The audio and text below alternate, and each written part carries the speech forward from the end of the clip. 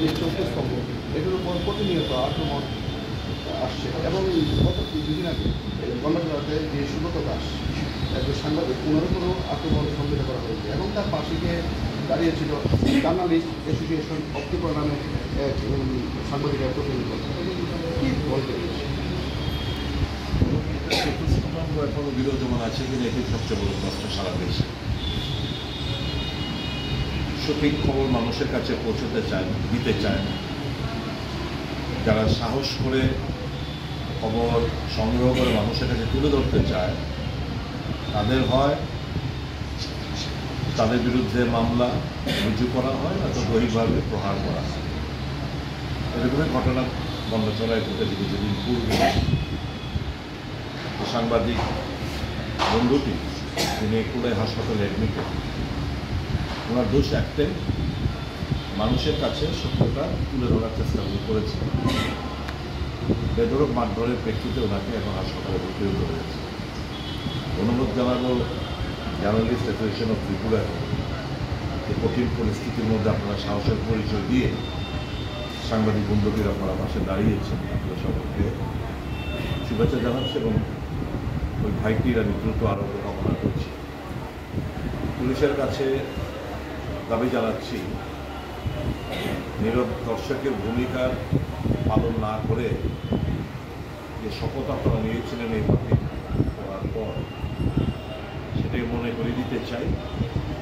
কাজটুকু সঠিকভাবে করুন, তবেই তো মানুষের আস্থা বিশ্বাস পুলিশের উপর বাড়বে থাকবে। এখন পুলিশ সম্পূর্ণভাবে নিষ্ক্রিয়। শাসক দলের অঙ্গুলন হেলনে তারা তাদের ভূমিকা, মানুষ কাজে পুলিশের উপর ভরসা সম্পূর্ণভাবে হারিয়ে ফেলেছে। পুলিশকে আমার মনে হয় মনে করে দিতে চাই high time to wake up এবং প্রত্যেক মান সম্মানটুকু রক্ষা করা এবং পাবলিকের ভরসা পুনরায় পুলিশের উপর যেন ফিরে পেতে পারে যথাযথ ব্যবস্থা নেওয়ার জন্য আমি অনুরোধ জানাই। আমরা যখন ডেপুটেশনের জন্য জার্নালিস্ট অ্যাসোসিয়েশন অফ ত্রিপুরা যখন মাননীয় এসডিপিও অফিসে যান আমরা, তখন সেখানে যাওয়ার পর ওনাকে যখন এই ঘটনা সম্পর্কে জানানো হয়েছিল তিনি তখন বলেছিলেন যে উক্ত যে সাংবাদিক ছিল সেই সাংবাদিকের নামে উনি উল্টো বলেছেন যে উনি সাংবাদিক কিনা সেটা নিয়ে ওনার সন্দেহ ছিল। কিন্তু আমরা জানি এবং আমাদের কাছে ভিডিও ফুটেজ রয়েছে যে সাংবাদিক যিনি ছিলেন ওনার গলায় আইডি কার্ড পর্যন্ত ঝুলছিল, হাতে মাইক্রোফোনও ছিল। সেই জায়গায় এসডিপিও সাহেব যিনি বললেন যে উনি সাংবাদিক কিনা সেইটা ওনার সন্দেহ ছিল এবং এর জন্য উনি কিছু করেননি। এবং আমরা যখন ডেপুটেশনটা ওখানটায় দেওয়া হয়েছিল এরপর এখন পর্যন্ত কোনো অ্যাকশন তারা নেয়নি। সেই ব্যাপারে কি বলবেন? এসডিপিওকে যেভাবে বলা ব্রিফ করা হয়েছে সেভাবেও ব্যক্ত করেছে। আমি ধরে নিলাম যে সাংবাদিক না, আমি ধরে নিলাম তার গলায় আই কার্ড ঝুলছিল, আমি ধরে নিলাম তার কোনো এই যে ফোন সেগুলো ছিল না, তারা মোবাইল নিয়ে এসে রেকর্ডিং করছে। এই যে কমন পাবলিক সাংবাদিক হলে মারধর করবে না, কমন পাবলিক হলে মারধর করবে, আইনের কোন খাতায় আছে?